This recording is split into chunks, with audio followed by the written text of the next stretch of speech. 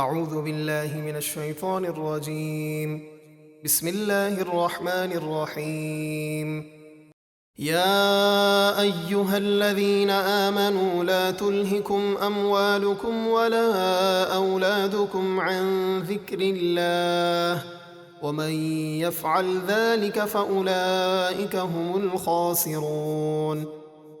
اے ایمان والو، تمہارے مال اور تمہاری اولاد تمہیں اللہ کے ذکر سے غافل نہ کرے، اور جو ایسا کرے تو وہی لوگ نقصان اٹھانے والے ہیں۔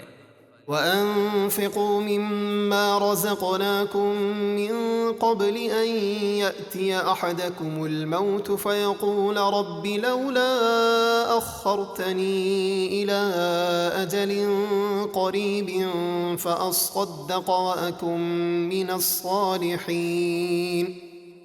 اور ہمارے دیے ہوئے مال میں سے کچھ ہماری راہ میں خرچ کرو، اس سے پہلے کہ تم میں سے کسی کو موت آ جائے۔